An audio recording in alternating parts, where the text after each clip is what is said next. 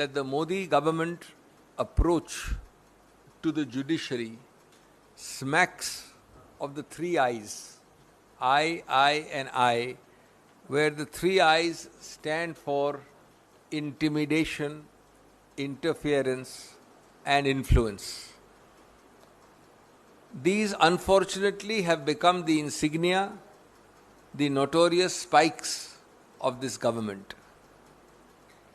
The ruling party in this government can equally be accused of the three S's: an attempt to sabotage, subjugate, and subvert the judiciary.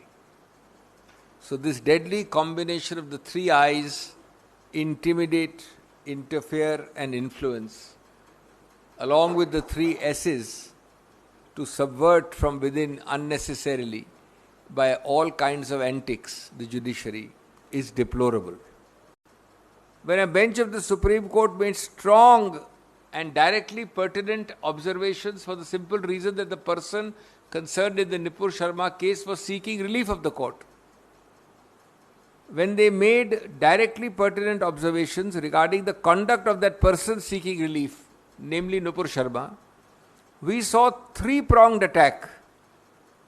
And this three-pronged attack is the signature campaign of the BJP, all too familiar. One, savage and faceless trolls spewing fake news and propaganda immediately started. Second, an orchestrated letter by so-called intellectuals. And three, a one-sided and contemptuous reporting planted in large sections of the Godi media. The large silent majority stood by this vital, possibly most fated and supported organ of governance, the judiciary. But a sitting judge of the Supreme Court, Justice Pardiwala, was forced to observe, and I quote, "Attacks attempted at our judges for judgments will lead to a dangerous scenario where judges will have to pay greater attention as to what the media thinks rather than what the law actually mandates. This puts the rule of law on the burner, ignoring the sanctity of the respect for the courts," unquote.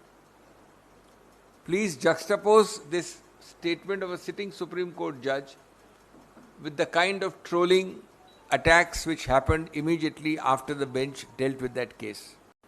We have, friends, over the last 7 years seen egregious executive action on flimsy grounds, usually invoking inapplicable provisions like sedition, like UAPA, the most draconian they can find on the book.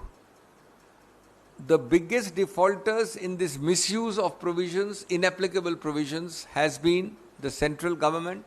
Equally, they know that the process is the punishment. The end result be damned. The process is the punishment.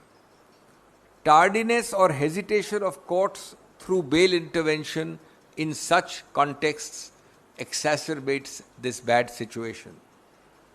Hence, friends, the relevance of yesterday's judgment. The Supreme Court yesterday has said that the lack of speed in dealing with bails, as also a hesitation to grant them, would, quote unquote, make India look like a police state.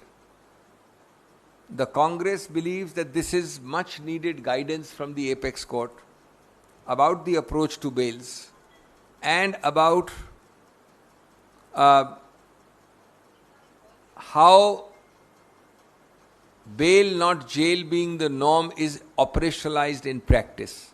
It is sad to find that a fact checker, the person under arrest is a fact checker. He simply checks facts and says, this is a false claim. The entire army of law officers was put out by the government to oppose bail matters, qua this fact checker. The entire army of law, senior law officers was saying what? They were saying, in a worse case than shooting the messenger while ignoring the message, they were speaking in defense of those whose illegal conduct had been exposed by that fact checker. It was a sad sight. They desperately and sheepishly opposed the bail on grounds that were far removed.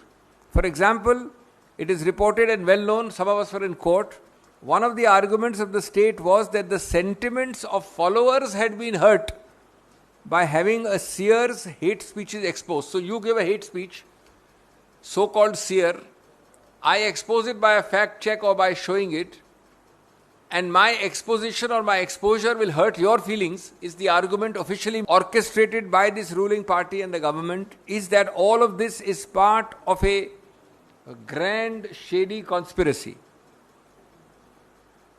Such small-minded and outrightly unconstitutional claims expose this government and its defences in court.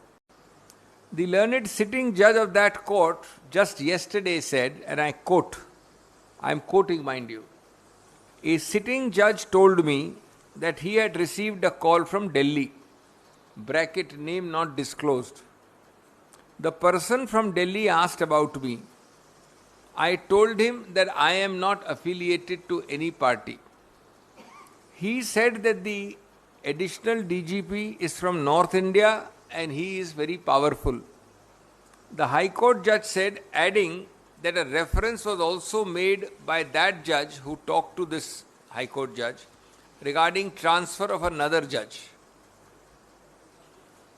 This has been quotes. Honorable Justice Sandesh, who said this in quotes, added that he had reported this perceived threat to the authorities. And he said that it amounts to a direct interference in the independence and of the judiciary and dispensation of justice. This is only symptomatic. I have given you 6 categories of the antics, the tricks, the shenanigans adopted to do this for the last 7-8 years.